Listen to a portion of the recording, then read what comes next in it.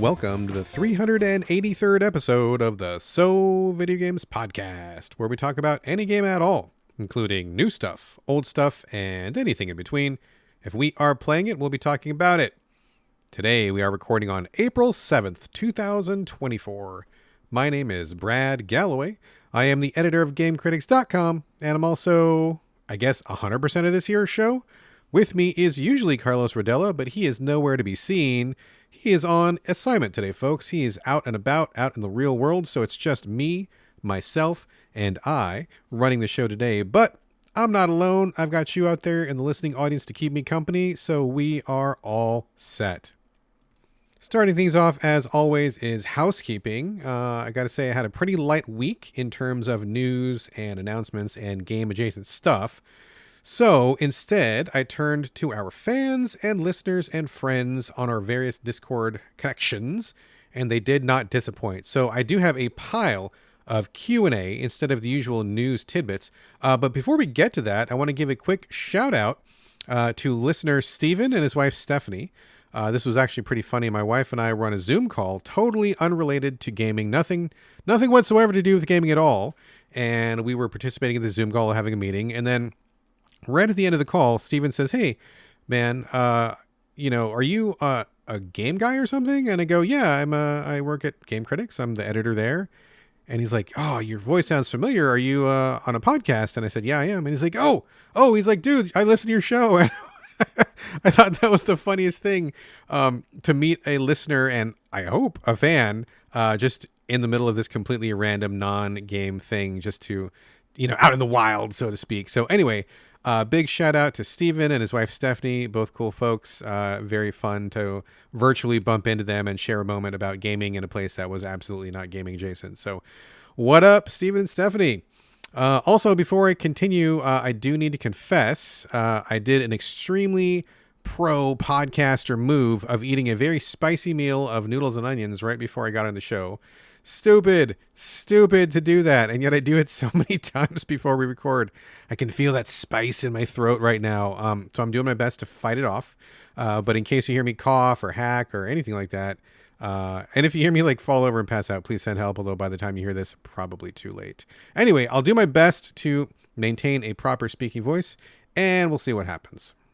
Okay, so we're going to get right to Q&A, and these are taken from, some of them are taken from our Videogames Discord channel, and some are taken from our friends over at the Gaming in the Wild Discord, which is a great Discord, and if you're not a member of that, please go ahead and join that. John's show, Gaming in the Wild, is excellent, one of my favorite podcasts these days, and his community is second to none, so they are great folks over there, just as lovely as our own folks in the Videogames Discord. So also, I keep getting questions about this, and I want to just let people know, as a person who was a long-time Discord resistor, that's me, I totally get why people don't want to join Discord. Maybe they don't know what it is. Maybe they're not familiar with it. I have a lot of people think that it's just like a voice channel or maybe like a video channel or something like that. I mean, and I guess it can be, but what we do, just to clarify, in the Videogames, it's basically just like a chat room, but not real chat. It's just text chat, like an old style, like chat room. Like if you were old enough to remember AOL or any of those way back. I'm sure people don't even know what I'm talking about because I'm so old, but it's just text chat. You just pop in, type a couple messages, leave, and then you come back and see what somebody said later on, or you get a little notification if somebody responds to you. It's just like a really low bar of entry, real chill, nothing really asked of you very much, just to hang out with people who like the same things that you like, since you're listening to the show, probably like games, probably like the show, probably are in the same basket of various other interests. So it's just a bunch of like-minded people chatting at your leisure, no pressure. And if that sounds like a good thing to you, come on over and join us. I'll talk about how to join in just a second once I get through the end of the Q&A here. So let's kick this off. First, good man Elijah from the Videogames Discord sent me a slew of questions, which is awesome because I love answering questions, and I'm very thankful they sent these over. So thank you very much, Elijah. Let me get to these one at a time. Oh, and before we start, he asks for me to share some info on his brand new blog. It's called Press E for Everything, and you can find that over at medium.com/at ElijahABeahm, Elijah A. Beam. And I apologize if is it Beam or Bame? I'm not sure how you pronounce that. I'm sorry about that, buddy. But go ahead and check him out over at Press E for Everything. Pretty prolific writer. Talks about some cool stuff. If you're listening to the show, you'll probably like what he has to say over there, so check that out. And he sent me these questions. Let's get to them right now. First question. How much further do you think the mainstream high end of the games industry can keep overproducing their big budget titles before the bubble pops, especially if games like Spider-Man 2 are still barely making their money back? Well, good question. I think in a lot of ways it already has popped, but it's kind of like a larger discussion, like seeing like the implosion of like Embracer and a lot of these other people who have bought a lot of studios up. Also similar with Microsoft. I know it's not exactly the same issue, but I think it kind of is the same mindset of like overspending, overcommitting, losing sight of like financial responsibility, fiscal responsibility, you know. I am a self-employed person. I contract with people. I work with a lot of different agencies. And one of the biggest things I see pop up is people are just not careful with their money, not making smart decisions, whether that's games industry or not. And I think this is just an expansion of that. I think that there's always going to be room for the big budget blockbuster, you know, in film, in music and movies. There's always going to be like the big thing. And that's fun. I think there's a place for that. But I think that the central idea of go big or go home, or nothing less than AAA is even worth doing, which is a kind of a mindset that's been plaguing the industry for a while. It's poison. It's poison, man. So I think that we are kind of nearing the end of that. I think financial pressure is bearing down on us from a lot of different angles, whether it's like layoffs causing too much churn, causing increased spending for getting games produced, whether it's just overspending on like PR, overspending on these high-end consoles. I mean, that's really the thing about consoles also, kind of a tangent here. But you know, with higher tech and higher fidelity and, the textures on the rock that you walk by for 4 seconds in the overworld having to look like photorealistic is just driving up ridiculous costs. And I think that people are really seeing that with the higher ability doesn't necessarily mean that we have to fulfill that ability. Just because we can make a rock look literally like a real rock doesn't mean that we need to, or even that we should. So I think we're kind of nearing the end of that big bubble, even though I think that we will never have big, giant AAA blockbusters go away. I think we'll definitely see less of them. I think, and also it kind of illustrates the fact that you don't really need some graphics to like be the best thing, you know. I mean, look at Helldivers right now, one of the biggest games out there. It has tech costs and server costs and stuff, but like looking at it, it's not like blowing the doors off of anything graphically. In fact, I mean, it's pretty middle of the road. I haven't seen any pictures of the new Grand Theft Auto, but I know what the last one looks like, and that wasn't like a powerhouse either. So I think it's really more about ideas and capturing gamers with the fun, not necessarily these giant like spectacles of just graphics. So they're never going to go away, but I definitely think we're going to see less of them.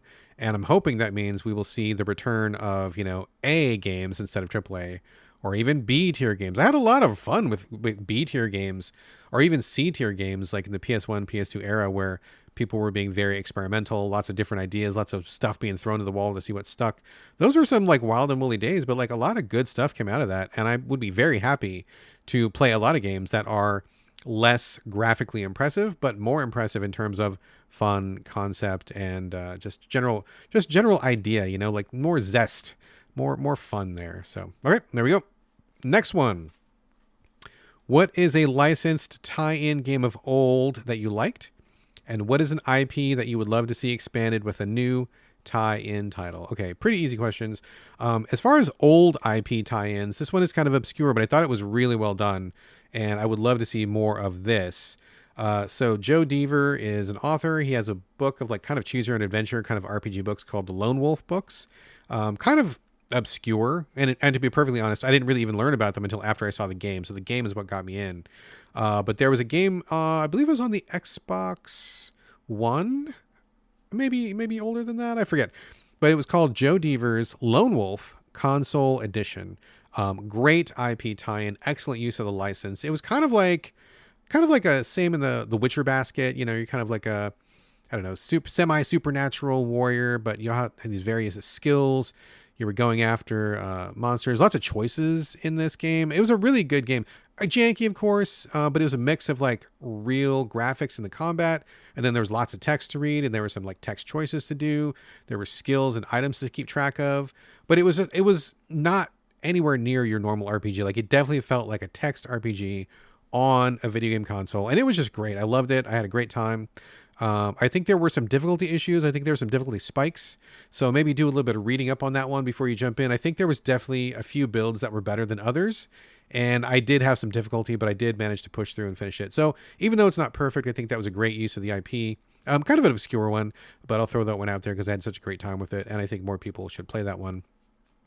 In terms of IP that I would love to see expanded with a brand new tie-in title, oh man, that's so easy. Like my go-to is always like He-Man, Masters of the Universe. I'm a huge fan. Anybody listening to the show knows that. I'm sure you do. I've got tons of figures. I've been a fan for like 40 years, ever since they hit in like 1983, 84.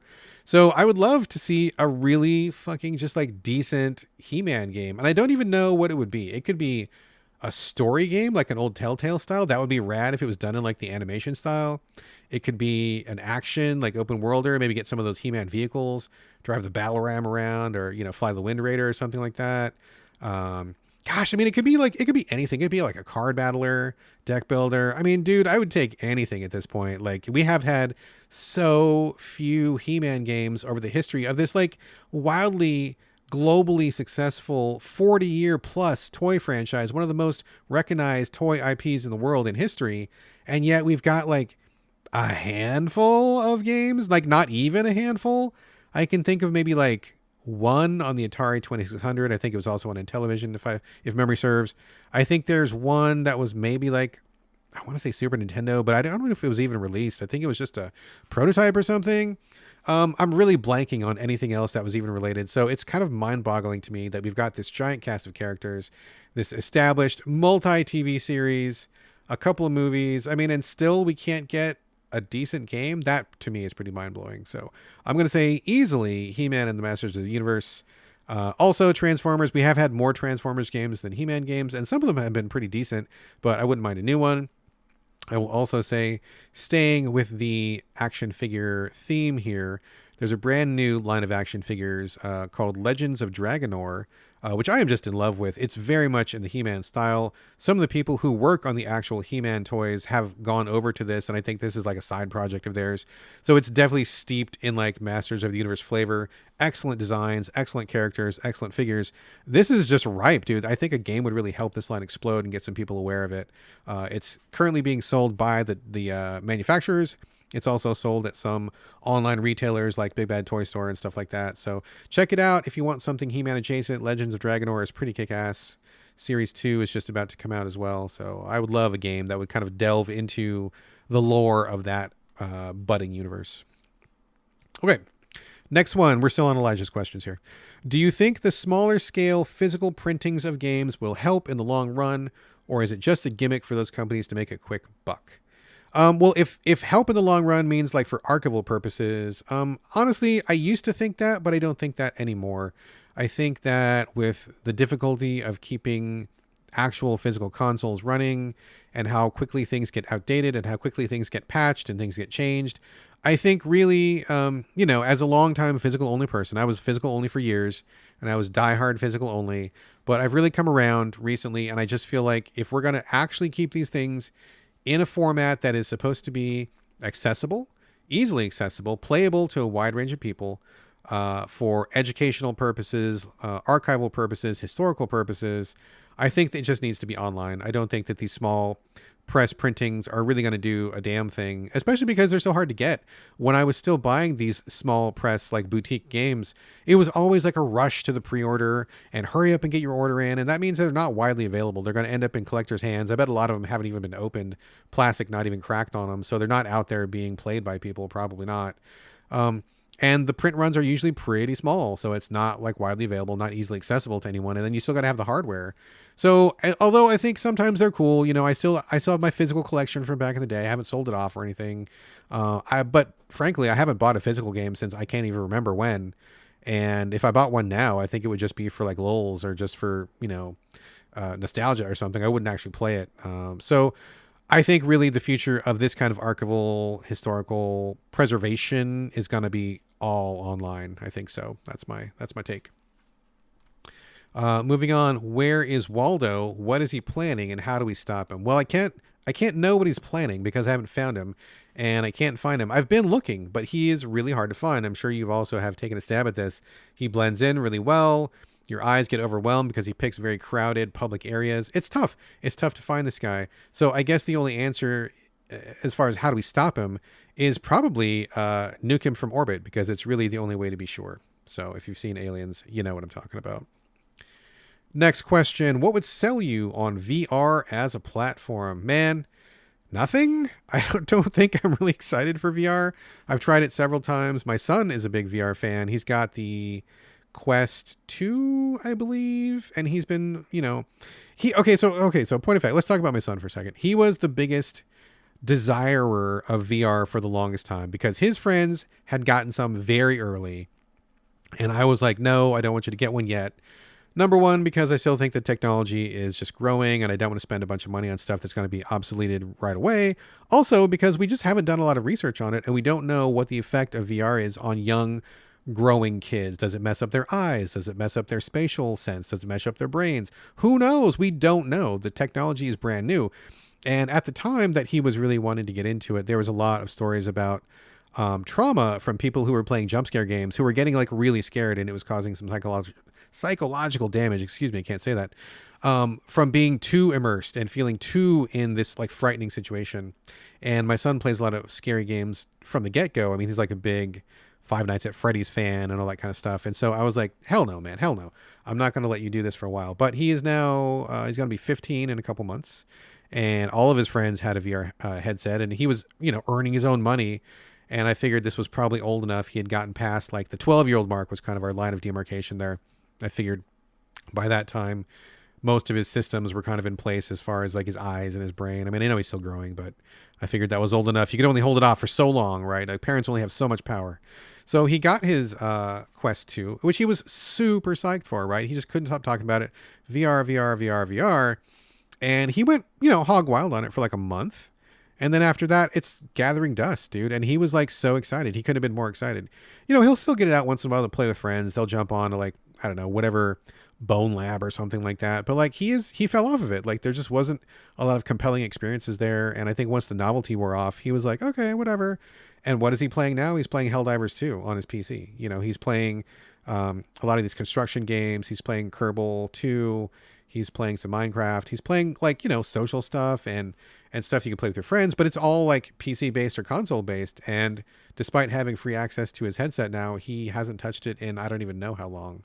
So if he's super excited to get into it and then he like let it collect dust, I certainly don't see what business I have getting into a VR headset when I'm not even excited for it.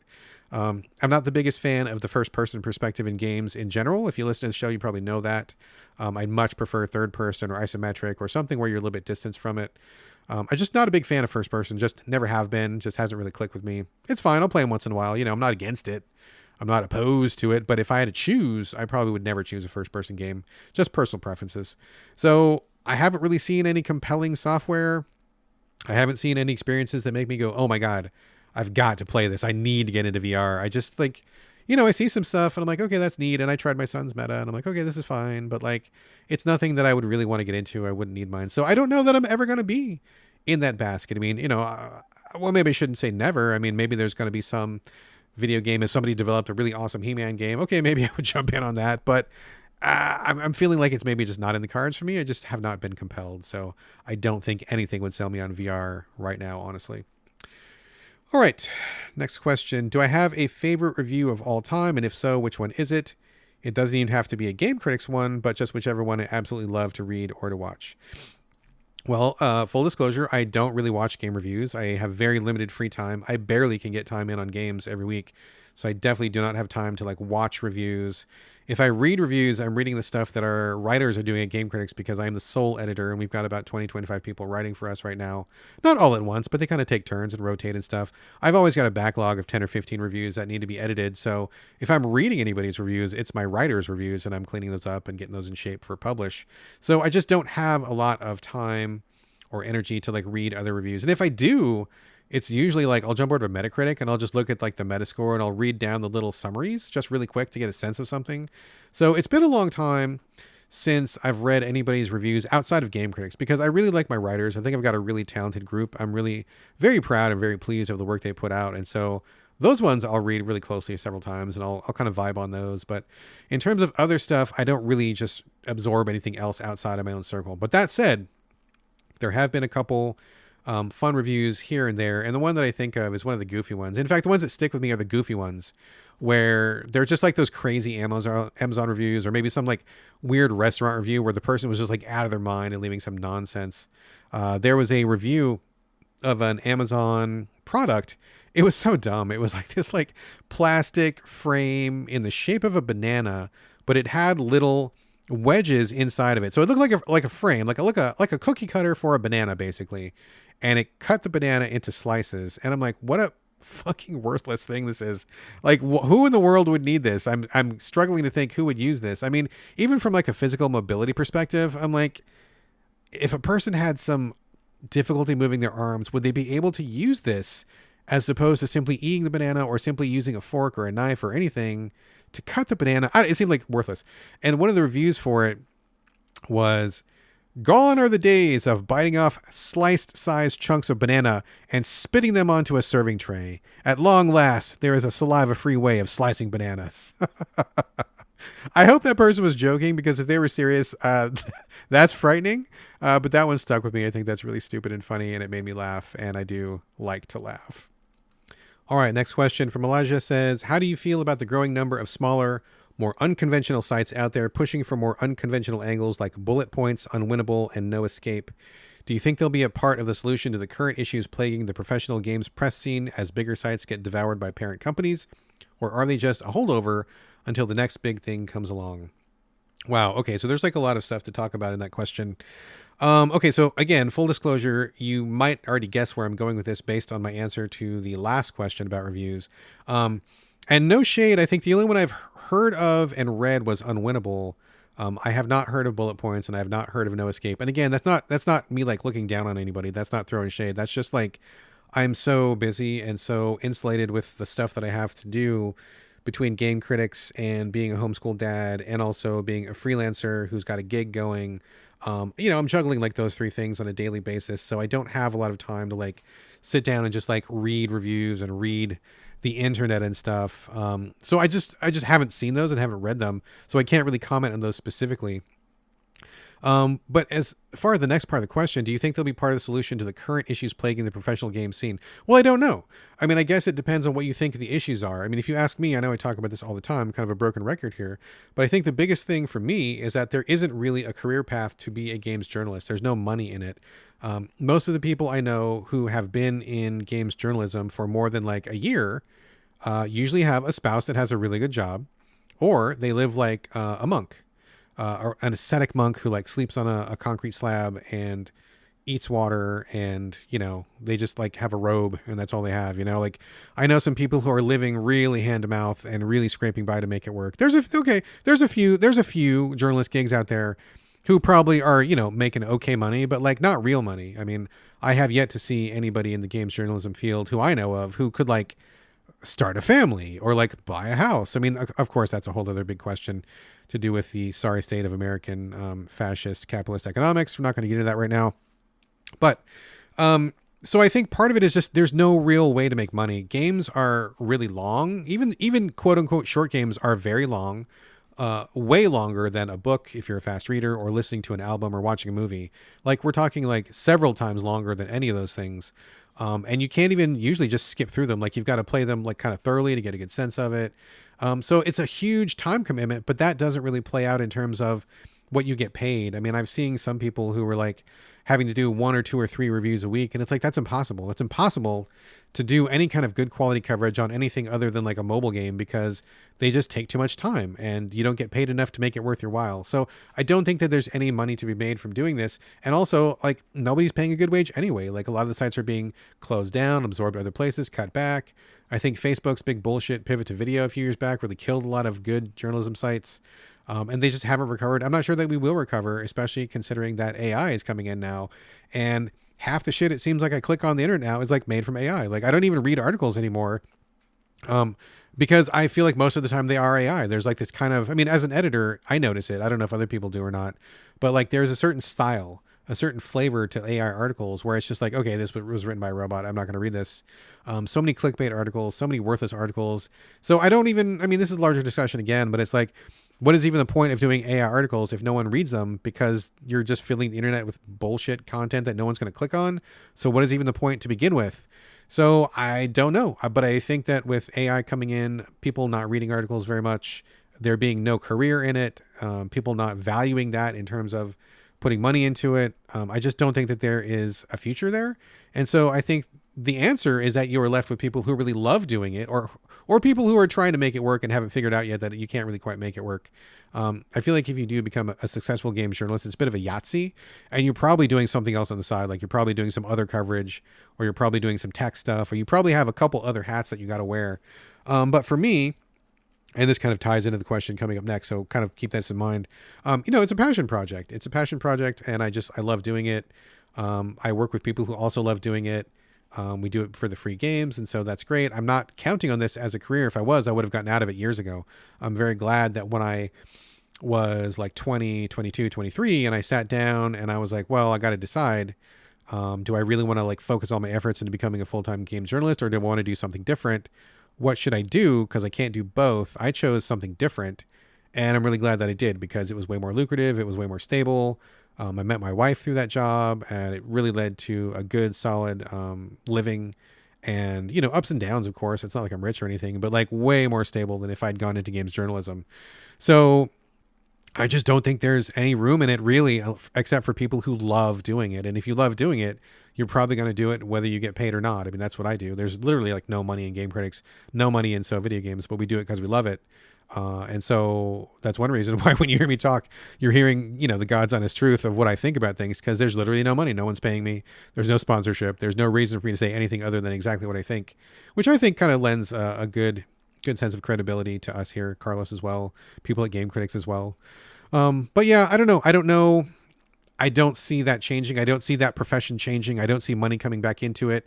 I don't see it becoming a viable career in the future. And that really is sad and depressing, but I just don't see that happening. So I hate to end that one on a down note, but there you go. Tying into the next question, Elijah says, how does it feel knowing that Game Critics is still standing after so many years in this turbulent, crazy industry? What's it been like keeping such an immense project going? Well, it's been good. Like I kind of just said, it's a passion project. And if I didn't love it so much, I probably would have gotten out a long time ago. It's a lot of just putting in the time and just, getting up every night, like doing the reviews, editing the reviews, publishing things, getting in touch with PR, and just talking to people. And I just genuinely love it. I genuinely love games. I think it's been so great. A huge part of my life. It's led to so many awesome friendships, awesome experiences.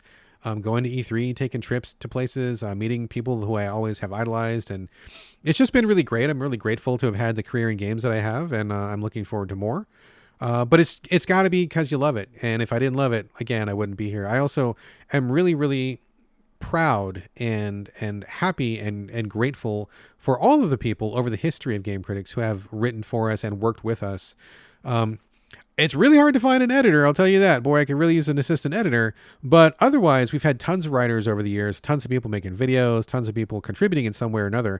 And I'm really grateful. I've met so many awesome people, so many brilliant people, so many really good writers, so many people that are just good fucking quality people that I've just been really fortunate to know. So I'm really glad for that. And it just makes the whole thing feel worthwhile, bringing somebody aboard and they see their first review go up and they're so happy about it. And that makes me feel happy. And, talking to people who are just like myself, who know there's no money in it, but we do it because we love it, and seeing their honest take on a game and being like, yeah, okay, I get where you're coming from. And I'm glad that I was able to bring that perspective to the internet. I also want to say that, in case you haven't been to Game Critics, or maybe you have and you don't know, or maybe you do know, we spend a lot of time focusing on accessibility. There's not very many websites online that focus on accessibility. And we are not an accessibility only website, but all of our reviews have full accessibility information. We have controls information for people who have mobility issues. We have deaf and hard of hearing information, including subtitles and audio cues. We also have colorblind information for people who want that. We have information for parents if they want to screen some stuff out for their kids. So that's a big focus for us as well. I'm glad that we are able to be a resource online for people who don't want just reviews, but also, can they even play this game? Is it even something that they can enjoy if they put their money down for? And I've had a lot of people, especially deaf people, come up to me in person and also online and be like, hey man, I read your review of XYZ And thank you so much for talking about the audio stuff, because I ended up not buying it because it wasn't accessible. I would have wasted my 60, 70 bucks on it. So thank you for that. So I really appreciate doing that. It makes me feel good. It feels like I'm doing just a little bit of good in the world. And so that's something that keeps me going as well. But again, could not do it without everybody who's contributed to Game Critics over the years. I am so grateful to have such a great group of people.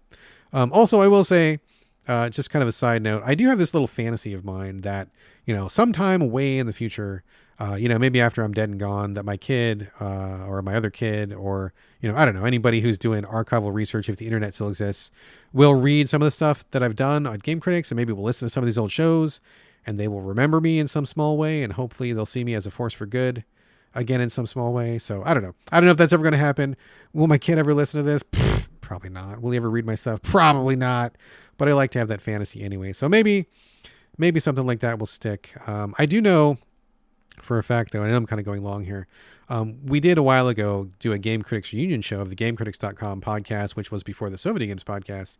And we had a person who ended up listening to the entire run of Game Critics long after it had ceased. And that got them through what was basically a civil war in their country. And when we heard that and got that message, that was just like, we were thunderstruck. I mean, it was amazing that this person had listened to our voices and had, taken some solace in this group of guys just talking about games randomly, and had listened to the whole thing, and in the middle of bombs and guns going off in their area, and like all of the hardship, the insurmountable hardship in their area, that in some way we helped with that to me was like incredible. So that's another thing that kind of keeps me going, is I hope that somebody out there will get some good use out of this, or will be lifted up by this in some small way. So there we go. All right. That was the last one from Elijah. Thank you so much for all of those, Elijah. Really appreciate it. Aaron from the Videogames Discord says, would you rather have a flawed but innovative new game, or a perfectly executed iteration on a formula? Well, it depends. I say it depends a lot. It depends here. If I had to choose one, if I could only choose one, easy, I would choose flawed but innovative new game, because as someone who's been in the industry and playing games for like at least coming up on 25, 30 years, playing games for almost 40 years, probably more than 40 years. I feel like I've played a lot of the same games. I see a lot of the same themes, see a lot of the same mechanics, and I'm really interested in seeing new stuff. I really want to see great new depictions of characters that really touch me in a way I haven't been touched before. I want to see new mechanics that I haven't thought of before. I want to see interesting concepts that haven't occurred to me before. I know there's nothing really new under the sun, and that's just kind of a truism for the human species, but I really do enjoy seeing people try new things, new spins on things, new twists on formulas. And I'm totally fine if the graphics are not AAA, kind of getting back to what we talked about before. If it's just basic graphics, if they're just okay graphics, but the game is fun, that's really the most important thing. And I would take fun over graphics literally any day. And in fact, you can probably tell by listening to the show, we, or at least I, don't cover like shiny iterations very often. Like every once in a while I will, but really I'm always looking for like the new and the innovative and the creative and the different and the spicy and just anything that is new. It's kind of like why I don't want to watch the same TV show over and over. I want to watch new shows. I want to listen to new music. I want to listen to new ideas, see new movies. I don't just like stay in the same stuff over and over. I like things to keep moving forward. And for me, that means new ideas and new concepts. And I'm totally fine checking out the latest indie game. Maybe it's janky. Maybe the graphics are rough, but if it's cool, I'm all in. If it's got a good idea, I'm all in. I would take those any day over a perfectly executed iteration on a formula. Now that said, I do kind of see perfectly executed iterations on a formula kind of like burgers, where it's like, sometimes you're just in the mood for a burger. You don't need something fancy. You don't need something exotic. I just want a burger. That's all I want. And that's what I need right now. That's what I'm in the mood for. And playing a perfectly executed iteration is totally fine. Like I'm not shitting on those. I don't want them to go away. I don't think that they don't have a place in the industry. But they are something that I would choose probably a lot less often than I would choose the flawed but innovative. So I think they both have a place. But if I have to choose one, I'm going to choose innovation over execution. Thank you, Aaron. The next couple come from the Gaming in the Wild Discord. I mentioned this at the top of the show, but John over at Gaming in the Wild is a great podcast host, one of the smoothest voices on podcasting today, the Velvet Podcaster. He broadcasts from Reykjavik, Iceland, and his Discord is great. I'm a member over there, and everybody in there is just super awesome. They're really warm and friendly and welcoming. So if you have not listened to Gaming in the Wild, if you haven't joined his Discord, this is a perfect chance to do that. And one of the questions comes from Dovetail, good friend of mine from over in the Gaming in the Wild Discord. He says, "Hey Brad, what is your favorite game of 2024 so far, and what game are you most looking forward to?" All right, Dovetail. So I keep a list of every game that I play during the year, so it's pretty easy for me to go back and check to see what I've played so far. I have to cheat a little bit, though, because I think some of the games, well, at least one of the ones that I really like this year so much is actually from last year, but I didn't get to it until this year. So if you don't mind that, I will say that Warhammer 40,000 Rogue Trader is just an incredible game, kind of a PC RPG style. I'm playing it on PlayStation 5, I believe. Everybody listening to the show knows I'm a big 40K fan, and I think this is the first time that I've ever played a 40K game that really leaned in hard on the story, that leaned in hard on the characters, that really fleshed in the world in so many ways that other 40K games haven't, where they usually focus on turn-based tactics, which is great because I love those games, or they focus on hack and slash action, which is fine as well, or maybe even shooting, but they very rarely, like basically never focus on the story aspect.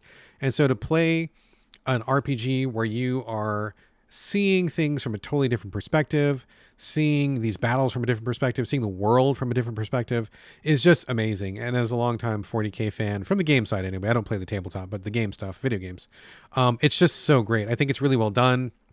I think it's Owlcat Games, I believe, who did that, who've got a lot of RPG experience, and it's really, really nice. A few rough edges, of course, but like great story, funny moments, cool little side quests, great use of character. I'm loving it. I'm really loving it. I had to put it on pause to play a couple other things, but I'm like more than halfway through. I think I'm more than 50 hours in. I think it's probably a 100-hour experience, but I will get back to it. I absolutely will finish that game. I think it's just fantastic. Also, I mean, I gotta say Helldivers 2, I guess. I know I was really downbeat on it when it first dropped, and fairly so. I mean, I think it made some changes from the original formula, which I wasn't entirely on board with. It was really buggy. It still is really buggy. There's always some crashing or some failure to connect, or your rewards didn't show up or something. Like, they really have struggled. And this is, again, not to throw shade. I'm not criticizing anybody here. I know this has got to be an incredible undertaking for Arrowhead, the game studio. So more power to them. I fully support them. But it's just like, in terms of the experience, there have been a lot of problems with it. Really glitchy sometimes, and weird things happening, and they've got balance wrong, and it's like this giant moving target. So I don't envy them. I'm sure they're working their asses off, but what they have delivered is an experience that, although it started off to me just to be kind of mediocre, lukewarm, has been getting better and better and better and better and better almost on a daily basis. And God's honest truth, I play it probably at least once a day right now. Especially it helps because my son plays and my wife plays, and I love playing with my wife, and so we do a lot of team ups. I had a friend of mine join us randomly the other day, which was hilarious. He is not a game person at all. He works down in Hollywood, and I asked him, I'm like, "Yo, do you play this or what?" He's like, "Oh yeah, I love that game." I'm like, "Okay, cool, but like, I never see you on, or like, what's going on? You should join us sometime." And he's like, "Yeah, I will." And so out of the blue, randomly, me and my wife and my son were playing like really late at night one time. And then I saw this rando join up. I'm like, "Who the hell's that?" And I'm like, "Oh, it's my friend."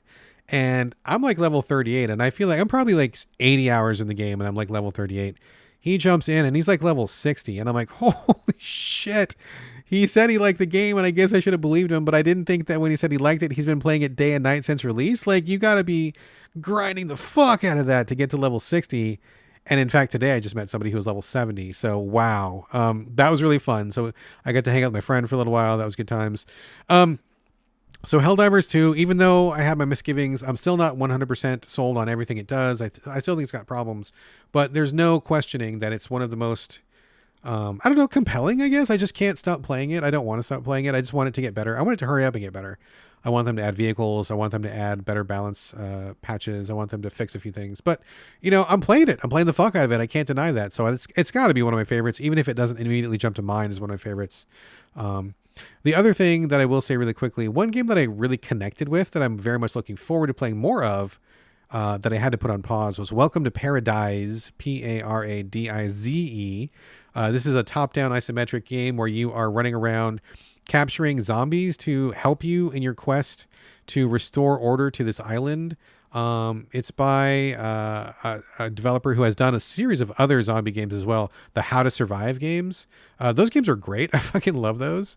They are janky, they are low rent, and again, it's kind of getting back to the innovative and not the high budget, but they really know where the fun is. They dial in on it really well, and I'm looking forward to getting back to that one. I've got it like priority listed on my PlayStation. I look at it every day. I turn on my PS5, but I just need the time out of my busy schedule to go back and play it. I'm going to really try to get to it soon, once I wrap up some other things. But that one, I can't say confirmed it's one of my favorite games, but I bet it probably will be by the time I get to it. I'd be surprised if it wasn't. So I am looking forward to doing Welcome to Paradise. In terms of what are my favorite games, no. What am I most looking forward to for the rest of the year? Well, it's tough. I'm so busy that I don't often look very much forward. I kind of look like 2 steps ahead instead of 10 steps ahead. But I will say, even though Dragon's Dogma 2 is already out and tons of people have played it, tons of people are raving about it, I haven't even had the time to start it yet. And that's one of the games I was very much excited about. So I do have it. It's on my PlayStation. I'm going to get to it when I get time, but I'm very psyched. I want to get to a space where I have the time for it, though. I don't want to rush through it. I don't want to just like dip in and do the main quest and bounce. I'm probably going to want to really sink myself into that. And so I'm going to take the time to do it right, which means I need to wait for a slower time, maybe during summertime or maybe in a couple months when the review schedule's kind of like slowed down. But that one I'm very excited for.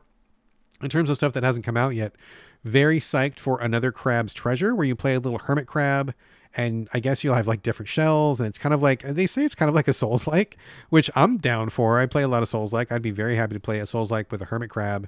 And I believe this is the game, if I'm not mistaken, where they added some accessibility features where if you are terrible at playing Souls-like, you can turn on gun mode and your crab has a gun. And if what people are telling me is correct, you can basically just one-shot anybody with the gun since you're a crab, and crabs don't usually hold up to guns. I think that's hilarious. If that turns out to be true, I really am looking forward to that. Along the same lines, looking forward to Squirrel with a Gun. You can see a theme here, animals with guns. This is the thing that resonates with me. So being a little squirrel, an actual squirrel, and then having like an assault rifle and shooting people and running around causing chaos in a neighborhood seems like just stupid, silly fun, and I'm very much looking forward to that. On a more serious note, definitely looking forward to Frostpunk 2. I am a huge fan of the original Frostpunk. I think it's just excellently made, excellent story, excellent mechanics, excellent DLC. So smart in terms of design and how it all comes together and the complexities of playing that game.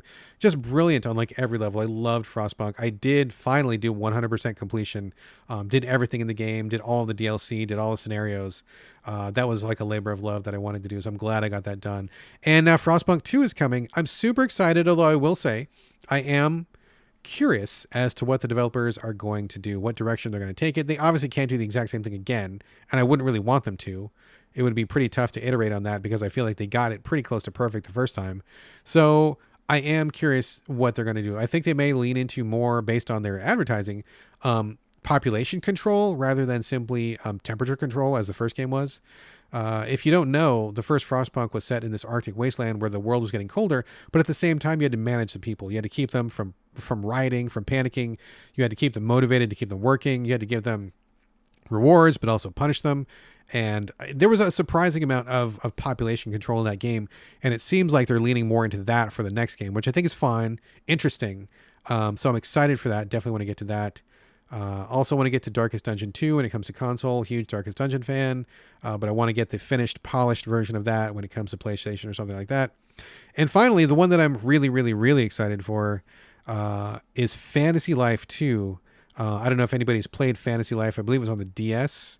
What a fantastic little game, like a top-down, kind of an RPG, but also an action RPG, where you had like 12 or 16 different jobs, and you could switch through them at any time, and each job had its own storyline and its own task. You could be like a wood chopper, and like your quest would be to chop down the biggest tree in the world, and then you could be an archer, and your quest would be to, I don't know, it would, like, become the best archer in the world or something. Like, they weren't all like that. I mean, some of them were like managing a store and having a very profitable store, and some of them were just like straight up adventure, kill a dragon, and every job played differently mechanically. It had little mini games. You could level it up, and grinding was so fun in that because every time you got a new power, like it just felt like you got a big boost. And just having those 12 storylines fucking made it so worthwhile to play through the entire game. I fucking love Fantasy Life so much. I've never met a person who didn't like Fantasy Life. I'm sure there's somebody out there, but everybody I've talked to thought that game was the shit, and I agree, it was the shit. So I absolutely want more of that. I would love to grind through Fantasy Life 2 and play 12 more jobs, 24 more jobs, whatever. Give me all the jobs. I definitely want to play that. So when that comes out, I'm going to be fucking day one on that. You can guarantee that. Okay, so that is the end of Dovetail's questions. And the last question comes from John of Gaming in the Wild, the John of fame himself. Says he's giving me a nice easy one, which I have to say, yeah, buddy, sure, that's an easy one. He says, any thoughts on the current debate about high anime, sexy supermodel doll, female character aesthetic, and how do we reconcile that cool looking but very male gazy vibe with what's going on elsewhere in culture? So easy one. Yeah. Okay. Yeah. I could talk for hours. I feel like I need to write a thesis paper on this or something. This is actually a well-timed question because later on in the show, I'm going to be talking about the demo for Stellar Blade. I missed it last week. I had problems downloading it, but I did finally get it downloaded. I did finally play it. And I'm guessing this probably had a lot to do with why this was on John's mind. It's everybody's kind of talking about Stellar Blade right now. So I'll kind of get to that in just a second, but to give you a short, quick answer before I get to my other part of the answer in the Stellar Blade section. So I guess it's difficult, right? Because I am somebody who believes that people should be able to choose what they want to choose. I am not very big on censorship. Very few things do I want to see censored. And the stuff that I want to see censored, I think is pretty universally reviled. I'm not going to get into it here, but I think you would be hard pressed to disagree with some of the things that I think are censored. Pretty sick stuff. So other than like this really grossness, I think most things shouldn't be censored. I mean, of course, not everything is appropriate for all people, but I would like people to have the ability to self-select. I don't think that we should just kick things out or close things down or cancel things just because one person doesn't like it. You know, if you don't like a thing, I'm a very strong believer that you just don't participate in that thing. You know, either vote with your dollars in the capitalist way or just simply avoid it. It's very easy to not engage with something that you don't like these days. There's like infinite options, whether it's TV, music, books, games, movies, whatever. If you don't like a thing, it is way easier to simply not engage with it and move on than it is to try to cancel it or like mount a protest or do whatever. And so I think that in a lot of these cases, and we're seeing a real strong rise in cancellation from the right. We're seeing a lot of like religious themed cancellation and censorship, like an unprecedented number of book bans here in America, all sorts of censorship going on, all sorts of like oppressive stuff coming from the right. I don't agree with most of those things. And I think that if somebody wants to make, you know, big titty anime stuff, I think they should have a right to. I think that's fine. I don't think there should be a problem with that as long as it's not getting into the hands of, you know, kids or people that it should not be getting to. Mostly kids is what I think of. I think consenting adults have the right to look at whatever they want to, whether it's big titty anime stuff or if they want to watch porn or horror movies or rom-coms or whatever. I feel like we should all self-select that. You know, we do cover occasionally adult themed games here at Game Critics once in a while. We're not opposed to it, but they have to be good games, not just TNA. But, you know, there's lots of stuff. I mean, I'm a red-blooded male. I can appreciate, you know, sexy stuff. Me and my wife, I'm sure can appreciate sexy stuff too. I think any grown up, any healthy, normal person will have an interest in such things, unless they're ace. And then of course I respect that view completely. But I think in general, most people, you know, are attracted to certain things. And if you want to participate in those things, consume that media, I think you should have a right to. That said, I think that there are aspects of our culture that struggle to consume that content appropriately. I think we have a lot of problems in our society where mostly with male culture, we struggle to respect women, to treat them as equals, to treat them with the care and esteem that they deserve. And that's just an ongoing thing. I think that's just culture. That's just like culture in general, specifically American culture. You know, sex sells, and we're a very sexist culture. We're a very oppressive culture. We've got this duopoly thing where we use sex to sell everything, and yet we're also very puritanical in that we don't relate to it well. We don't accept it very well. I think a lot of people in our society are very oppressed. If we were more open about sexuality and more accepting of it, I think a lot of people would be happier. not even just in terms of like LGBTQ stuff, but just like in general, like if people were more comfortable talking about it without feeling shamed, if people were comfortable dealing with those issues and getting their own personal needs met, I bet we'd have a lot more happier people, and a lot of the problems we would have in society would go away. But that's a huge question. That's a huge question I'm not going to solve here on this podcast. How do you solve for toxic male American culture? I mean, I've got some ideas, but that's not something I can get done right here. And that's a huge question that spans everything we do in this culture, from the top down, from the government to our relationships, to the media we consume, to our history. I mean, everything. That's like a giant, far-reaching question. So I think it's problematic in the way that some people don't know how to consume it or don't know how to consume it properly. Because I do believe it's possible to watch porn or to watch a big titty anime and then not immediately turn around and disrespect the next woman you see. I think you can appreciate the aesthetics of something that you are attracted to and also be respectful to people who are also people. You don't need to, commoditize them or sexualize them or fetishize them. I think those two things can exist in the same person. It's not impossible. Although I'd fully admit that American culture, and specifically male American culture, seems to have a real fucking problem with that. So we've got a long way to go. So I guess the long-winded answer to you, John, is I think those things have a right to exist. I've enjoyed some of those things myself. I think they have a place, but I think they also should go hand in hand with knowing how to consume them properly, and also understanding that just because you may see something on TV or in a game or in a movie or something, that isn't real life, and you should have a real life parameter for how you deal with people in the real world that is different from your fantasy or from your game. Just as though I may stomp on turtles in Mario, but I do not step on turtles in real life. I may look at big titty anime in a game, but I do not sexualize women in real life that same way. I think that we just need, as a culture and as a people, society, as a species even, we need to just get better about that, and we need to educate ourselves about that. And that's a huge, expansive, far-reaching question that, again, I can't solve here. But those are my brief thoughts. I mean, God, I feel like we could talk an entire podcast about this. But I'll get to this a little bit more in the next section when I do get to Stellar Blade. So hang tight on that. All right, folks, that was the housekeeping section. Man, I'm really glad for those questions. Thank you all. Thank you to Aaron. Thank you to John. Thank you to Dovetail. Thank you to Elijah. Really grateful for all those questions, and hopefully you guys were grateful to hear me talk about them. If you want to send me more questions for next week or for me or for Carlos, that's great. Send them in. You can hit us up on the Discord. You can hit us up on our social media channels. You can email us. We'll get to all those links in a little while. Speaking of the Discord, yes, it's there. It's a thing. It used to be you had to pay to get in, but we changed that. I don't know if you caught that, but I think it was last episode we decided to change that. So it's now free. I don't want anybody to be barred from the Discord if they want to participate just because of financial reasons. So we decided to remove that paywall. If you want to take part in the Discord, meet some beautiful people, some fun people, some people who probably share your interests, you can do that. Just hit me up through any of our channels, which we'll get to, and I will just send you an invite. You can come on in. So you are more than welcome to join us. No problem. Also, if you do want to support us, now this is not a paywall or anything, I'm just saying this out loud. If you do want to support us as a show, we do have the cost of hosting, and we do have the occasional cost of upgrading equipment. If you do like what you hear, you like what we're talking about, you want to see this keep going, we would appreciate, you guys supporting us via Patreon. You don't have to. If you can, please do. If you can't, no big deal. You're still going to get the same free show. Nothing's ever going to be paywalled. We're not going to hold anything back. But if you got a buck or two, go over to patreon.com/the So Videogames podcast. Every little bit does help, especially with that ever increasing cost of hosting, which, gosh, I don't know why it costs so much, but that would be appreciated. And again, regardless of whether you contribute or not, we're not going to paywall any content. You'll still get the same great show free of charge every week, and you can join the Discord for free because we love you. Okay, that is it for the preamble, and now we are going to get to the main portion of the show.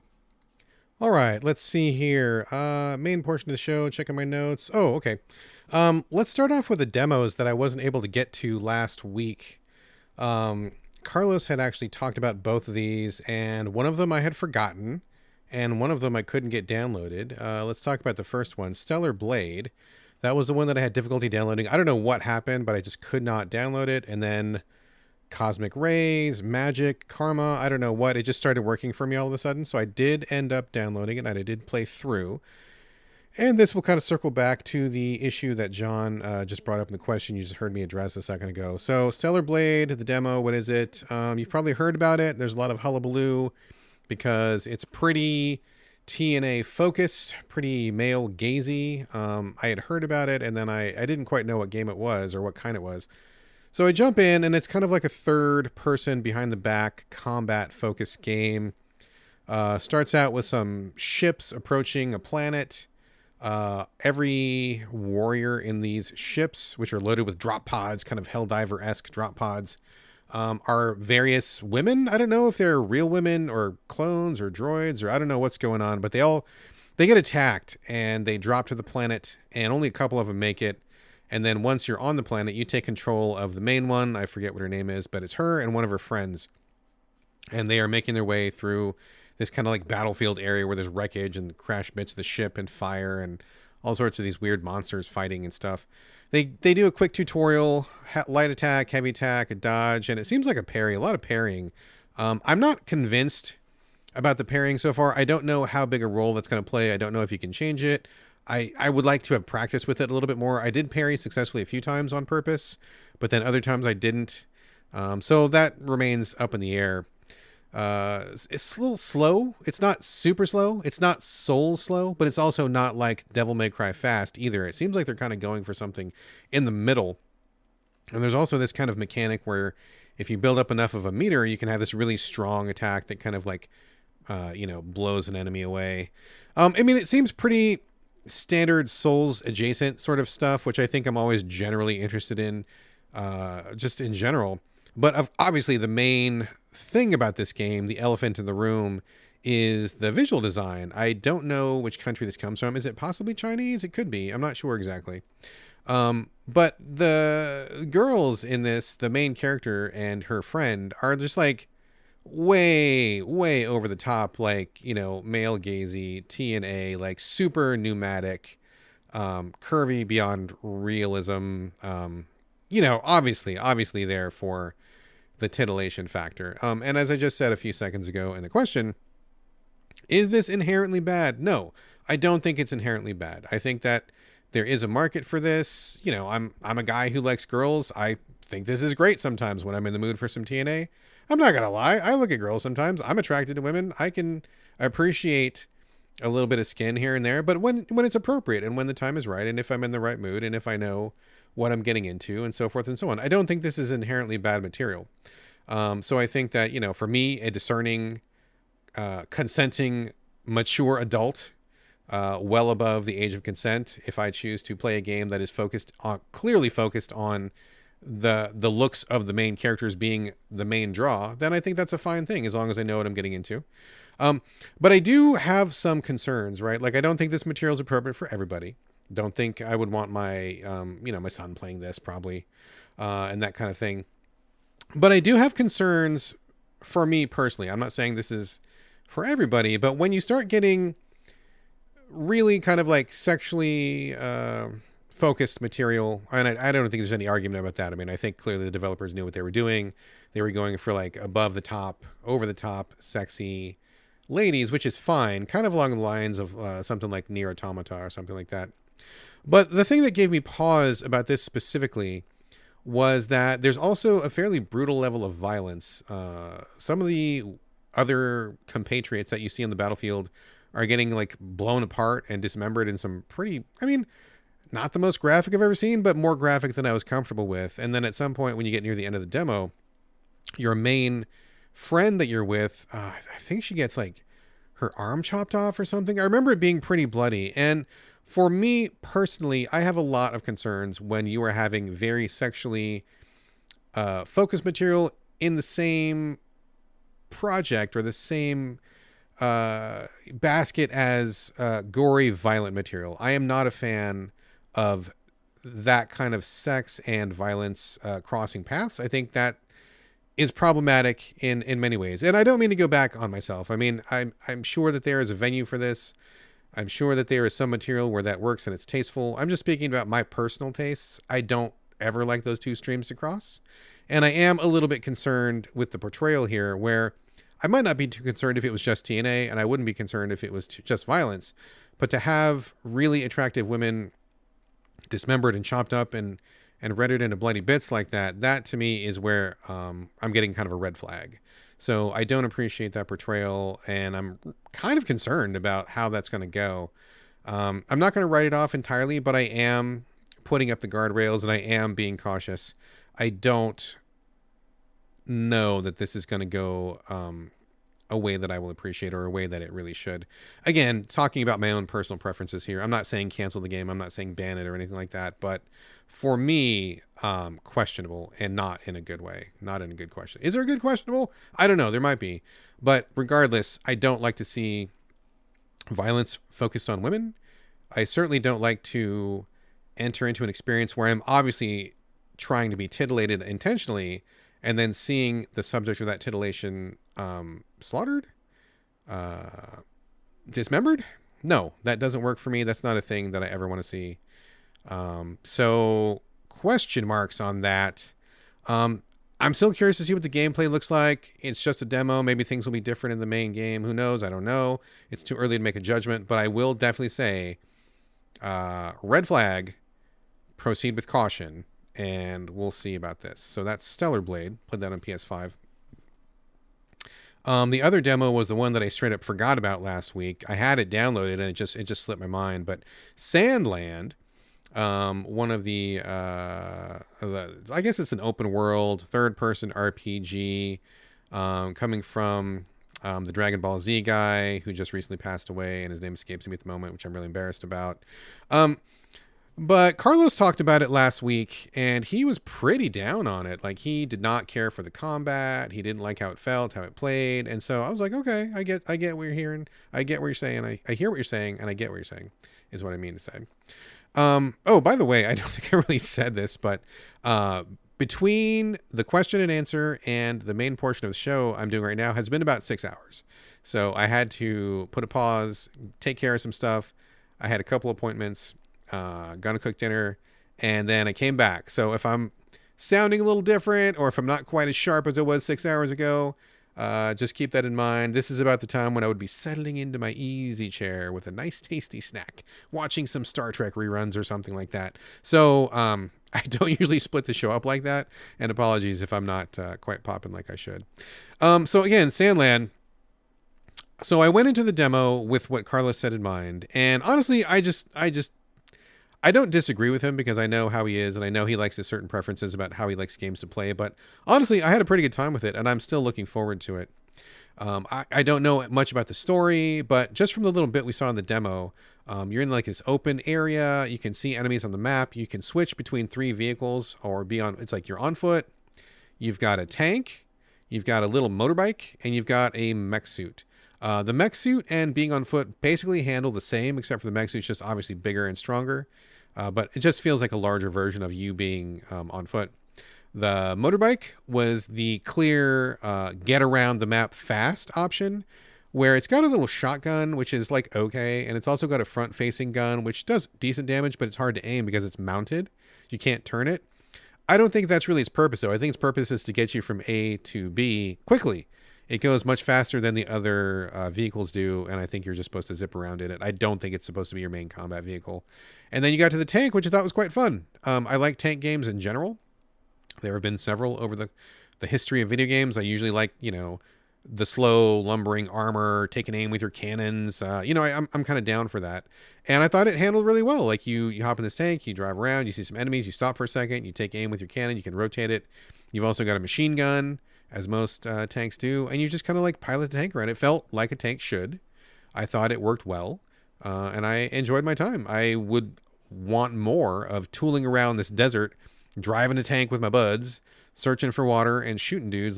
From what I saw, I don't know about the rest of the game. I don't know if there's a lot of villager talking. I don't know what the side quests are like. I don't know about the upgrade path or anything. But just from the little bit we saw in the demo, I was like, okay, yeah, I'm on board for this. I like how it feels. I like the concept of driving the tank around. There's been several RPGs which have tried to do RPG/tank combo, and none of them have really worked for me in the past. Maybe this one will be the one that works. So I'm good. I think I'm on the opposite side of Carlos. It controls how I thought it should control.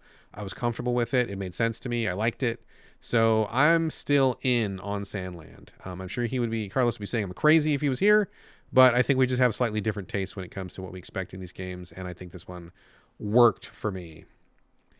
Okay, let's talk about a proper game, an entire game, not just a demo, but a full game. But heads up, I just barely scratched the surface on this one. Before I got the questions and after I knew that Carlos wasn't going to be able to make the show, I was like, oh shit, I don't have enough content for a whole episode. So I threw something in the Switch real quick, which is a lie because I downloaded it. I didn't throw anything in anything. No physical copies here in this house right now.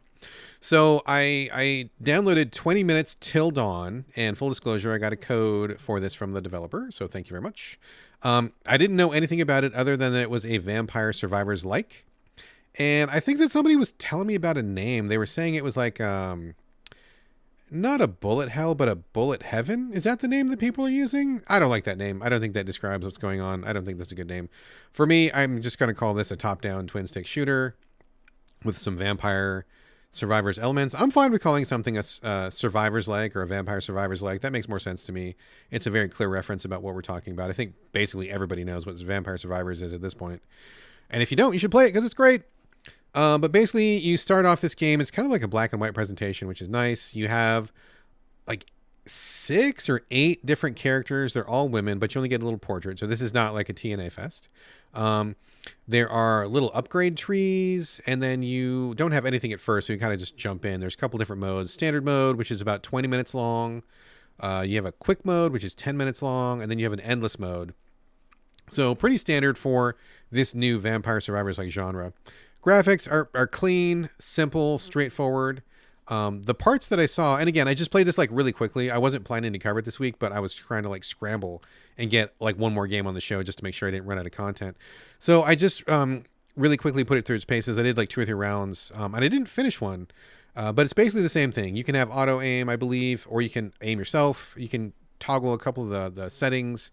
You can have auto reload, which I did, and boy, I would not want to like reload in this game. No way. Like that's like way too much button pushing. But you just kind of walk around, you shoot some stuff, you get power-ups, you get different abilities. In my first run, I was choosing all the lightning focused abilities. So like lightning would come down from the sky every couple seconds. The area around the lightning would get bigger. Sometimes the lightning would chain. And so that was kind of fun. The next one, I think, I don't remember what it was. I think it was just like a higher rate of speed, like a lower DPS, but a higher rate of speed, higher rate of reloading. I think I was just like focused on straight up gunplay that time. So it feels fine. It runs really good on the Switch. I think it looks good on the Switch. What I've seen so far isn't anything really drastically different than Vampire Survivors, other than it's like obviously looks different. You've got some skill trees, which you need to explore a little bit more. But, you know, it seems like if you want a Vampire Survivors alternative, this seems like a good one. And again, this is just my quick cursory look. I haven't really delved that deep into it. I'll get a little bit deeper, and maybe I'll bring it back for next week once I've had a decent chance to like really put it through its paces. But so far, it seems like a winner if you are in the market for one of those. I like what I've seen, and I'm curious to see what the upgrades over time are like, and I'm curious to see what the other characters bring to the table. But so far, seems pretty solid. Seems like a winner, and more on that to come. All right, up next is a game. So I don't even know what to do with this. Looking at it, it's OTXO in all capitals, which I don't even know how to pronounce that. But then everywhere in the game, it says, this is pronounced Ocho. And I hear what you're saying, but I don't know how you're getting that. I did some cursory Google search. I'm like, is this a word from another language? Is it a non-English language that I'm not familiar with? Is this perhaps something that would be familiar to, I don't know, a Spanish speaker or an Arabic speaker? Is this a word? Is this a word somewhere in the world? And I couldn't find anything. So if the developers are making this up on their own and they are making up a pronunciation, stop that. If it's a real word, please let me know, because I would like to be educated and know about this. Always willing to pick up some new knowledge here. But if you're just making it up, don't do that. There are rules to like grammar and spelling and pronunciation. I don't say that, well, my name is CAT, but it's pronounced Brad. I mean, you got to have some logic to it. Don't just make shit up. So if this is a real word, please let me know. Otherwise, I am looking at this title kind of disapprovingly, especially not only as kind of a word nerd, but also as a video game editor who spends all his time editing I disapprove. Okay, so that aside, OTXO or OCHO, if you will. Can you hear the scorn in my voice? I feel kind of scornful right now. It's kind of like a Hotline Miami like. I guess we didn't come up with a name for that subgenre of things. With a slightly less interesting story, less interesting graphics, and less interesting gameplay. I don't mean to like hammer it so hard, and this is not retribution for the title. It's just like I don't think the game is that interesting. I think so. Basically, you start the game off. You show up on a beach, and you don't know who you are or how you got there. You meet somebody, and he's like, "Oh, you're the next Ocho." I'm just gonna roll with that for now. You're here, and let me explain the rules. Someone that you love has been taken hostage, and they're inside this mansion, and you got to get to them. And if you die, you'll just wake up back on the beach, and you can't leave. So all you can do is push forward. So okay, that's fine. It's all kind of like this black and whitish presentation. Again, ironically, that was not planned. So you go in, and it's just like a twin stick shooter, kind of a top down. Looks like a very stripped down, super basic Hotline Miami with like way less interesting graphics. And you pick up guns, and the guns run out of ammo like really fast, and I ended up like switching guns a lot more than I wanted to. But it handles just like you think. Like you just aim with one stick, you shoot with the other. There's goons in every room. You got to kick down the door as you go into the next room. You also have a bullet time function that recharges, so you're often outgunned or outmanned, and so you kick in bullet time, and you can dodge around and shoot guys. The only differences, significant differences, I think, are number one, you have a health bar as opposed to Hotline Miami, where it was like a one-hit kill, so the stakes were always very high. But in this one, you can take a lot of hits as you move forward, which is good. I mean, you know, we're not always in the mood for a one-hit kill thing, so I get it. That's fine. The other change is that this is not level-based. It's a roguelike, and so you start the run. The very first room of the mansion is a bar. You can choose from these randomized drinks, and like each drink has something like, oh, you get extra bullets, or you'll have more bullet time, or you can take one extra hit, or, you know, like all sorts of stuff like that. And as you go through the game, you will accumulate currency, and when you die, and you will die, you'll come back to the beginning, and then you can unlock more drinks if you have enough money. They're all fairly expensive. I didn't unlock anything in my brief time with the game. But so that's the difference. You can unlock drinks that randomize your run, and then I guess ostensibly the point is that you get through every level to rescue whoever it is that they've kidnapped. I'm guessing probably your wife or your sister or your dog or your cat, goldfish, who knows. But this game just didn't really speak to me. It didn't really seem to do anything significantly different than Hotline Miami did, and Hotline Miami did it like first and kind of best. The story was not super interesting. The graphics were not very interesting. The gameplay wasn't very interesting. It just was pretty straightforward and didn't feel particularly different or inspired. And the roguelike nature of it did not appeal to me. The thought of having to go through these levels over and over and over with incremental progress did not feel appealing at all. And that's a good contrast to Hotline Miami, where it was like level based and the levels were short. So even if you hit a level that was difficult, you knew you only had like at most 2 or 3 minutes to replay until you got past it. And then once you got past it, you could just keep going. So you were making progress, even if it got difficult at times. And it certainly was difficult. I'm not saying Hotline was easy. But I don't think anything is really added by the roguelike nature. And I just don't think that this game really stands out in any other way.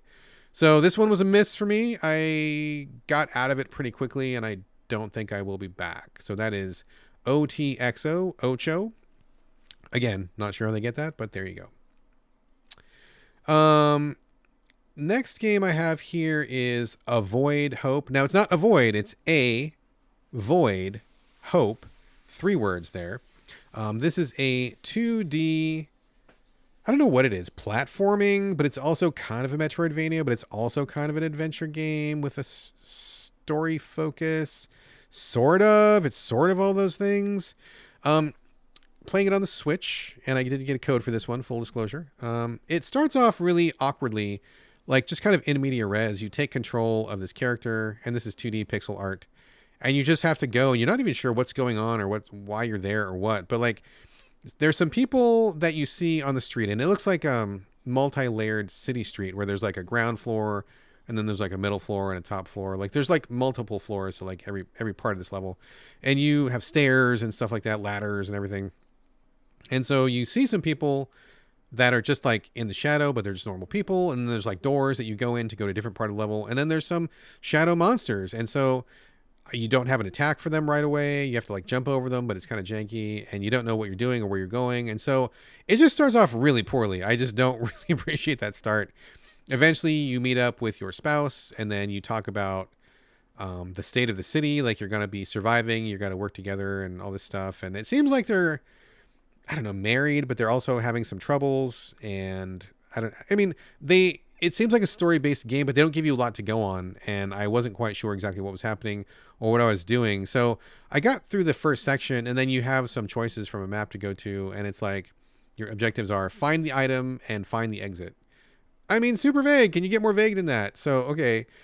You eventually go back to the level and it's just like jumping and a lot of like the map. I don't think there even is a map. You're just like walking around, jumping on platforms, going up, avoiding monsters, going through doors to go to the other side of the level, like a kind of a front and back level or whatever. I just found myself getting lost and I wasn't really engaged in what was going on. I didn't get a good start to the game, so I didn't feel invested in the story of the characters. I didn't have a lot of resources at the beginning, so I felt like I was struggling and I wasn't sure why. I felt the levels were too complicated and it was too easy to get lost. And it just felt like a lot to get over for me to get into this game. And I was wondering why they wouldn't start you off a little bit better than this. I got lost a few times. I started backtracking and a lot of the areas just kind of look alike. And so I lost steam pretty quickly. I was just like, okay, this is way too much work for me to put out for a game that I am not like on board with yet. And, you know, people said it's like a short game. It's like 6 hours. And I'm like, I'm not going to be here for 6 hours of this. This is not clicking with me at all. So I bounced pretty quickly. I think that if they had a stronger start to the story, got you little narrative hooks, if it was a little bit less maze-like, maybe that would be fine just because it's kind of a straightforward platformer. Or if they gave you a few more breadcrumbs as you went along the way, that might have helped. But it just was like a heavy lift from the get-go, and I don't think I was in the market for that. I needed a little bit more to get me on board before I was ready to really commit to doing something like this. I just found it just kind of just like unpleasant on many fronts at the same time. And with the amount of choice out there right now, there's no real reason to put up with something that's hitting you the wrong way. So this one did not connect. A void hope. Bailed on that one pretty quickly. All right, final game of the show, and I have to apologize. I did not intend to have this episode be just like all downers, but now that I'm looking at the agenda, that's exactly what I've done unintentionally. I don't know, just a bad week for the stuff that we had for review. None of these really connected with me, so I guess I'm spoiling my segment here. The next one is called Gord, Gord. This is a top-down, I don't know, city, village manager kind of a game. It's in a dark kind of Slavic type world. I knew that some of the CD Projekt Red developers had left the studio and were working on this. And so I was like inclined to give it the benefit of the doubt since I'm a big CD Projekt Red fan, love The Witcher. And this seemed kind of like, I don't know, a village from The Witcher or something. I didn't exactly know what it was about, but I knew there was monsters. I knew there was a village. I knew you had to like manage people. And that seemed like, that seemed enough to get me kind of, my interest peaked. So the publisher sent a code over. Thank you very much for that. Appreciate it. And I popped it in and gave it a shot. So you start the game and it's kind of strange. Like it's a fantasy world and you're in this village where these simple forest folk are living. An emissary from a nearby kingdom who is trying to like unite the land sends this little jerk to go take control of the village and to make everybody there do his bidding. So you meet the villagers. They're just real, like simple clothes, eating real simple food. They don't, they're just like surviving hard scrabble on the edge of this forest. And so the game begins with you constructing a gourd. And I didn't know what that was, but I guess apparently gourd is the word for village in this game. I thought it was maybe going to be a monster or something, but no, it's a village. So you have like 5 or 6 villagers to begin with. They each have a name and some stats. You can control them individually, like with kind of like a mouse-like interface using the controller, or you can, group them all up at once. I think the controls are okay. It doesn't feel super great, but it wasn't terrible either.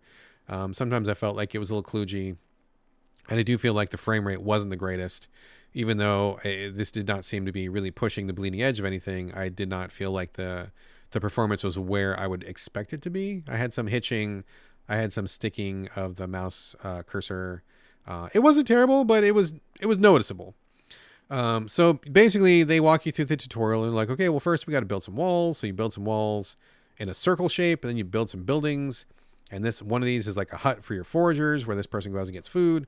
One person is a guard, and he's got like a torch. One person is one building's like a bathhouse. There's like a bath attendant. And then you make these buildings and you have your people do their functions. And then tutorial's kind of over and you got to go rescue some people in the woods.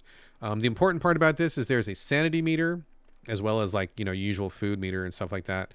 And so you have to have like one of the scouts have a torch because you don't want to send your people out in the dark because they get scared too quickly, and for good reason. I mean, there's like monsters and stuff out there. So you take your group of folks, take them out in the woods, rescue somebody, come back, and then you just kind of like keep working on your village. There's a number of different buildings to build, and you kind of just go from there. That section of the tutorial ends, and you go to a new section, and then it begins with your village being raided by this other group of forest folk who were supposed to be peaceful-ish, but now they're being really aggressive for some reason. You end up recruiting a witch, and she's got some magic spells that you can do, and she joins your village, and then you kind of just go from there. I gotta say, I was interested in this, and like I said, it's from the CD Projekt Red, or at least some of the CD Projekt Red developers, so I was very willing to see what they were up to. But I guess my main takeaway from this is that I just don't see what the hook is. I don't think the narrative was very large. It didn't play a large part. It wasn't very enmeshed in what was going on. I think the action that you do in like building a village felt like 1,000 other like town builders. Gathering resources and stuff and like building these huts. It just was like, okay, I've done this like 1,000 times before. I don't know what is supposed to be different about this. I'm not sure what the hook is exactly. I mean, other than the fact that it's on a console. So I dinked around with it for a while, but I just kept waiting for something to happen or something interesting to happen. And it just was like, you kind of just proceeded along the track and you did the expected town builder stuff, and the people were like gathering reeds and they're gathering food, and like, and you could look down the skill tree. There's a bunch of other buildings to build, and things seem to progress around the normal development curve that you would expect from a game like this. And so I just was, I don't know, kind of scratching my head a little bit. Like I didn't get what it was. Like I was expecting to be really drawn in by a strong character or maybe a strong idea, a strong concept that would hook me. But I just didn't get that. And it just didn't really connect. Like having your guys walk around was just like, okay. And using the torch to go into the woods was fine. It just seemed like your traditional village builder without a lot to differentiate it from others that I have played before. So I guess it was a miss. I hate to end the show on a series of misses, but none of these connected with me, and I just did not feel like any of them were really doing it. I don't know. It's one of those weeks. I guess you have those weeks, and that's just, it is what it is, and you just move on. You live, you learn, and you just, you try to do better next time, I guess. So that's it. That's the main portion of the show. I wish I had something jazzier, something more exciting to say about the games this week, but there you go. Again, for anybody curious, the games covered in the main portion: Stellar Blade, Sandland, 20 minutes until dawn, 20 minutes till dawn, OTXO or Ocho, A Void Hope, and Gord. Those were the games in the main portion. So that's going to do it for this week. It's a series of bummers, except for 20 minutes till dawn was pretty good. I'll come back to that one. I'll talk about it next week. And just to round out the show, as we usually do, just a couple of non-games things to talk about. And I think I've talked about most of these already, but I'm going to circle back on them real quick. These are all TV shows. First one, Reservation Dogs. I finished it. Season 3, I believe that's the end of the series. And wow, I know that Carlos and I really go on and on about this show, but I just cannot say enough good things about this show. It's pretty incredible television. I just really connected with the characters. I really connected with their stories, their slice of life approach to life on this reservation and what it's like for these indigenous peoples. I just loved everything they were going through. It felt real. It felt authentic. Everybody in the family was just really entranced with everything they're doing. And most of the time they're doing nothing. They were just like hanging out or talking about their life or just killing time. And just that itself was so magnetic and so compelling. It's hard to describe unless you've seen it. But this TV show, easily one of my favorite TV shows of all time. And I definitely give it the highest possible recommendation. Reservation Dogs is absolutely the shit. It's so good. So if you haven't seen it, please check it out. Next, the wife and I started Davy and Jonesy's Locker, and I believe it's on Hulu. It's about two girls who have this science project thing go wrong. It's kind of a convoluted story. I'm not going to get into it, but it basically opens up a portal to the multiverse in their locker, and they get sucked into it. And so they visit all these different dimensions. It has a very Bill and Ted's Excellent Adventure kind of vibe to it. There is a main through line. They're trying to get back to their home dimension while at the same time, like, helping solve problems in these other dimensions. It's pretty funny so far. We watched the first 2 or 3 episodes. I dig it. Pretty acerbic, pretty satirical. And I think that they really go for some commentary and style that I think will be very appealing to teens or older teens. So, if you're like 50 years old and you're looking for some serious television, this is probably not for you. But if you're open to that kind of vibe and you don't mind laughing a little bit and having some goofy sci-fi, like low rent special effects, and a lot of like high school type jokes and stuff, I think it's fun. It's just really fun. The wife and I had a lot of giggles. We think the writing is pretty sharp. It's pretty good. So we're going to finish that one out. Check it out if you like. The last one is one I've talked about before as well. Sweet Home Season 2 on Netflix. This is the series, I believe it's Korean, where a virus or a curse or something happens. We're not exactly sure what it is, but it causes people to randomly turn into monsters when they get kind of like emotionally activated. It's not 100% clear what causes it, but anybody can be a monster at any time. So as you can imagine, there's a lot of tension. The first season took place entirely in an apartment building, and like the residents were kind of protecting themselves from the outside world. This second season goes outside the apartment building, and it takes a little bit of a Resident Evil turn. Not a Resident Evil. Jesus, what's wrong with me? Walking Dead is what I meant to say. Sorry, I'm getting my zombie franchises confused. A Walking Dead turn where they kind of like explore the countryside and the city. They meet up with some other survivors. They kind of relocate their base camp, and they're kind of like meeting new people and new monsters and new scary stuff. It's pretty fucking bleak, and it's pretty dire, but it is also pretty compelling. The wife and I are pretty into it. And if I say pretty one more time, I get $5. We really like it a lot. Don't go into it if you want something light and uplifting, because it is dark. But I do appreciate the approach. And seeing this kind of like Korean version of The Walking Dead is interesting and a good contrast. And it's just kind of the zone we're in right now. So I like it a lot. I wonder if season 1 is slightly better, just because I think the tense atmosphere of being trapped in this apartment building kind of gave it like a little bit of an edge. But we're still into it for sure, and we're going to see where it goes. So that is Sweet Home Season 2, and that is all the extra non-game stuff I have to talk about today. All right, checking the notes, and yes, that is it. That is going to be a show. Folks, before we close, or before I close, I'd love to ask you for your reviews. Share us on social media, and most of all, recommend us to your friends, because nothing beats word of mouth. Also, if you do want to support the show and help us out with the cost of running this podcast, you can do that over at patreon.com/the So Video Games Podcast. And if you would like to join our Discord, just shoot me a message, because that is now free of charge. Come on over if you like. Also, we want to get your questions and comments. Hit us up at sovideogamespodcast@gmail.com. You can also hit us up individually. As for me, I'm on Instagram, Blue Sky, and Twitter. It's my name, BradGallaway, all A's, no O's. And this is going to do it for episode 383, The Solo Joint. Thank you again for joining me here on the So Video Games Podcast, and Carlos should be back, so we will see you next week.